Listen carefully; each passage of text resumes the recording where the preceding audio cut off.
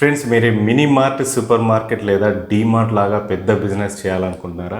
So ఈ video మీకోసమే. So DMart అనేది మనం ఎక్కడ చూసినా డీమార్ట్ అని వినబడుతుంది. డీమార్ట్ అంటే ఇప్పుడు తెలియని వాళ్ళు లేరు.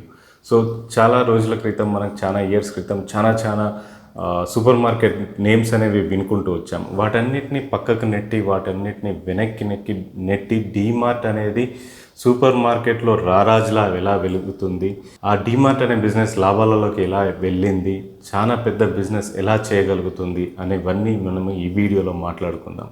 సో ఇది వచ్చేసి డీమార్ట్ బిజినెస్ ప్లాన్.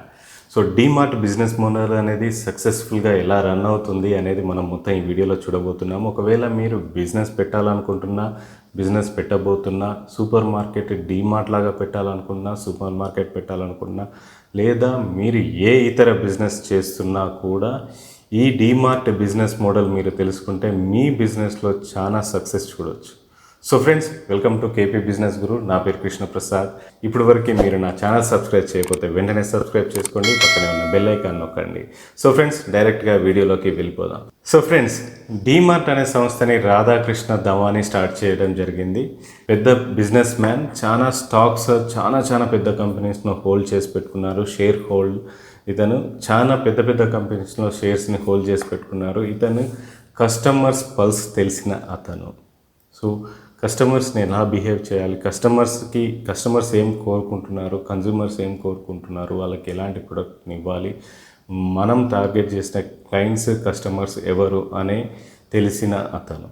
సో ఇప్పుడు నేను ఈ బిజినెస్ ప్లాన్ని, డీమార్ట్ బిజినెస్ ప్లాన్ని మీకు 5 పాయింట్స్ రూపంలో అందించబోతున్నాను. తప్పకుండా ఈ వీడియోని చివరి వరకు చూడండి. డీమార్ట్ అనే సంస్థ బిగ్ బజార్, రిలయన్స్ చేసే బిజినెస్ కన్నా చాలా పెద్ద బిజినెస్ చేస్తుంది. వాళ్ళతో పోలిస్తే 4 times 5 times ఎక్కువ బిజినెస్ చేస్తుంది. దానికి రీజన్ ఏంటి, దానికి కారణాలు ఏంటి అంటే, దాంట్లో ఫస్ట్ పాయింట్ వచ్చేసి డీమార్ట్ అనే సంస్థకి మొత్తం చాలా వరకు ఓన్ స్టోర్స్ ఉండడం, అంటే ఓన్ ల్యాండ్స్లో ఓన్ స్టోర్ మెయింటైన్ చేయడం. ప్రతి ఒక్క ప్లేస్లో, ప్రతి ఒక్క ఏరియాలో వాళ్ళు ఓన్ ల్యాండ్ దొరికేలాగా ప్లాన్ చేసుకున్నారు. అంటే ఓన్ ల్యాండ్ దొరకడం వల్ల వాళ్ళు తక్కువకు వచ్చినప్పుడు ల్యాండ్ కొని పెట్టేసుకొని వాళ్ళు అక్కడ స్టోర్ ఓపెన్ చేయడం జరిగింది. అంటే ఫస్ట్ ఓపెన్ చేసిన స్టోర్లోంచి, ఫస్ట్ ఓపెన్ చేసిన సూపర్ మార్కెట్లోంచి వచ్చిన డబ్బుతోటి ఒక ల్యాండ్ కొనడం, మళ్ళీ ఆ డబ్బుతోటి అక్కడ సూపర్ మార్కెట్ స్టార్ట్ చేయడం. దాని తర్వాత ఈ 2 సూపర్ మార్కెట్స్తో వచ్చిన డబ్బుతో ఇంకో ల్యాండ్ కొనడం, లేదా వాళ్ళు ఓపెన్ చేయాలనుకున్న ఏరియాలో ల్యాండ్ దొరకకపోతే లాంగ్ లీజ్లో, తక్కువ రేటుకి లీజ్లో తీసుకొని అక్కడ వాళ్ళు స్టోర్ ఓపెన్ చేయడం. దానివల్ల వాళ్ళకి ఏమైంది, వాళ్ళ బిజినెస్ మోడల్లో ల్యాండ్ వాల్యూ చాలా పెరిగిపోయింది. అంటే మీకు తెలుసు కదా, ఎవరైనా ల్యాండ్ కొనుక్కుంటే ఆ ల్యాండ్ వాల్యూ అనేది చాలా పెరిగిపోతుంది. దాని తర్వాత వాళ్ళు ఆ ల్యాండ్కి రెంట్ కట్టాల్సిన అవసరం లేదు, ఆ స్టోర్కి రెంట్ కట్టాల్సిన అవసరం లేదు. దాన్ని స్ట్రైట్ అవే కన్జ్యూమర్కి డిస్కౌంట్ రూపంలో ఇవ్వడం జరుగుతుందన్నమాట. సో డిస్కౌంట్ రూపంలో ఇవ్వడం జరిగితే ఏమవుతుంది, చాలామంది అక్కడికి రావడం, కొనడం స్టార్ట్ అవుతుంది. సో వాళ్ళు ఒక స్టోర్ ఫస్ట్ ఓపెన్ చేసినప్పుడు ఆ డబ్బుతో ల్యాండ్ కొనడం, ఆ డబ్బుతో దాని తర్వాత సూపర్ మార్కెట్ని అక్కడ పెట్టడం, వాళ్ళ ఇన్ఫ్రాస్ట్రక్చర్ మొత్తం క్రియేట్ చేయడం, ఆ 2 నడిచిన బిజినెస్తో ఇంకొక మోడల్ పెట్టడం, ఆ 2తో నడిచిన బిజినెస్తో ఇంకోటి పెట్టడం, అలా పెట్టుకుంటూ వెళ్ళారు. దాని తర్వాత వాళ్ళకి బిజినెస్, ఆ ల్యాండ్ ఎసెట్స్ అంటే ఆ కంపెనీకి ఎసెట్స్ రూపంలో ల్యాండ్స్ ఉండిపోయినవి. ల్యాండ్ ఎవ్రీ ఇయర్ వాల్యుయేషన్ పెరుగుతూనే వచ్చింది. అదొక బిజినెస్ సీక్రెట్. దాని తర్వాత సెకండ్ పాయింట్ వచ్చేసి మ్యానుఫ్యాక్చరర్స్కి ఎంట్రీ ఫీ అనేది పెట్టారు. మీరు ఆశ్చర్యపోవచ్చు, మ్యానుఫ్యాక్చరర్స్కి ఎంట్రీ ఫీ ఏంటి అనేది. ఎస్, మీరు వినేది నిజమే.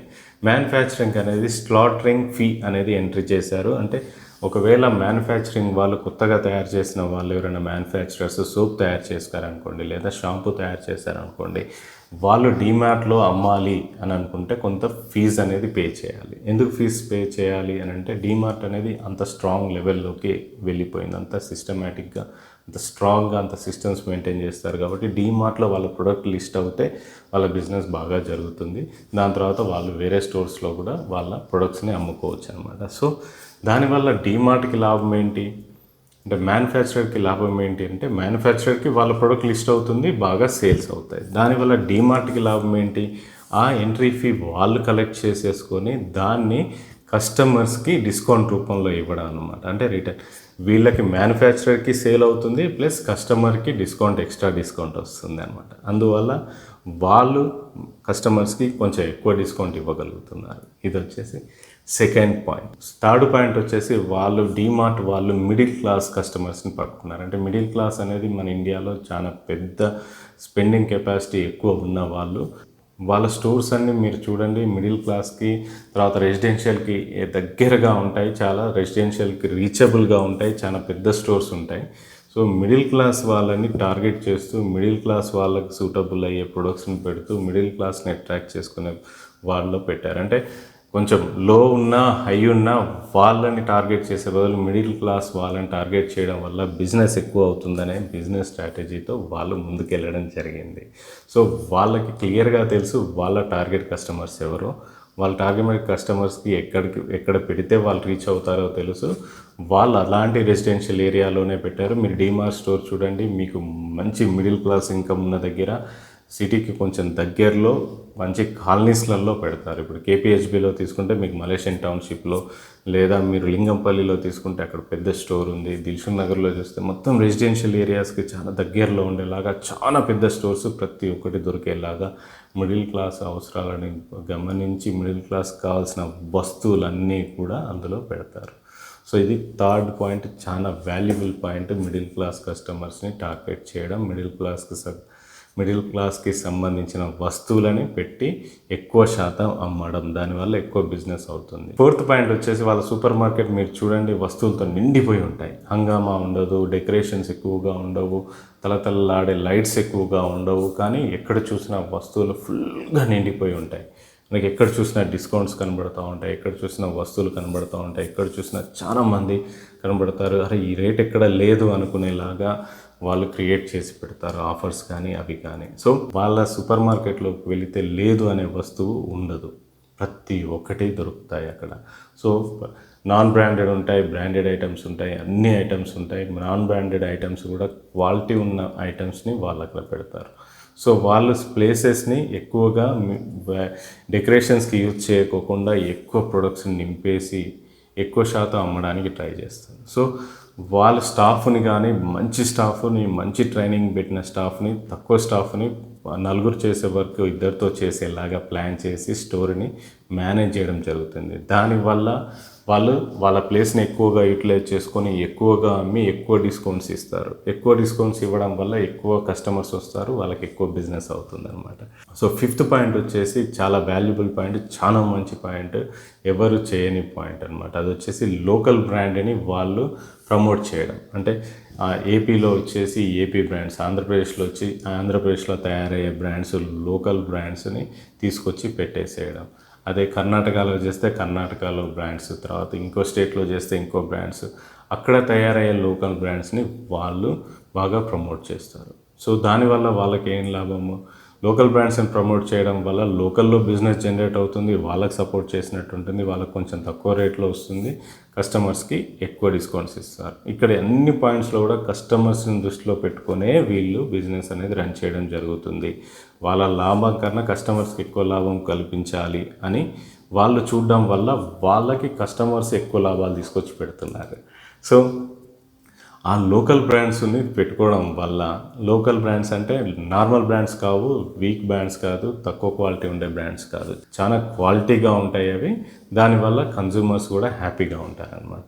బ్రాండెడ్ ఐటమ్స్ ఉంటాయి, నాన్ బ్రాండెడ్ ఐటమ్స్ ఉంటాయి. సో కస్టమర్స్ కూడా చూస్ చేసుకోవడానికి ఉంటుంది, బ్రాండెడ్, నాన్ బ్రాండెడ్ సేమ్ క్వాలిటీలో ఉంది, కొంచెం తక్కువ వచ్చినప్పుడు ఎందుకు తీసుకోవద్దని ఒకసారి వాడి చూస్తారు. చూసినప్పుడు వాళ్ళకి బాగా క్వాలిటీ నచ్చితే వాళ్ళు వచ్చేసి మళ్ళీ కొనుక్కొని వెళ్తారు. సో కస్టమర్ ఎలా ఫీల్ అవుతారంటే, కస్టమర్స్ ఎలా ఫీల్ అవుతారు అని అంటే, లోపలికి వెళ్ళి డీమార్ట్లోకి వెళితే ఈ రేటు నాకు వేరే దగ్గర రాదు, ఇక్కడే వస్తుంది, సో నేను నెక్స్ట్ టైం ఇక్కడికే రావాలి అని మళ్ళీ 10 మంది కూడా వాళ్ళు రిఫర్ చేస్తారు. మీరు వెళ్ళి డీమార్ట్లో తీసుకోండి, లేకపోతే వేరే వాళ్ళని ఎవరైనా పంపించినా మీరు వెళ్ళి డీమార్ట్లో తీసుకోండి, అక్కడ మనకి తక్కువ రేటుకి వస్తుంది, క్వాలిటీ కూడా బాగుంటుంది. సో ఇక్కడ డీమార్ట్ ప్లాన్ మొత్తం వచ్చి మీరు గమనించినట్టయితే ఓన్లీ కస్టమర్స్ని బేస్ చేసుకొని, కస్టమర్ సరౌండింగ్లోనే, కస్టమర్ పాయింట్ ఆఫ్ వ్యూలోనే, కస్టమర్ ఎలా ఆలోచిస్తారు, మిడిల్ క్లాస్ మెంటాలిటీ ఏంటి, మిడిల్ ఇన్కమ్ గ్రూప్ మెంటాలిటీ ఏంటి అనేది క్లియర్గా అర్థం చేసుకొని వాళ్ళకు సంబంధించిన వస్తువులు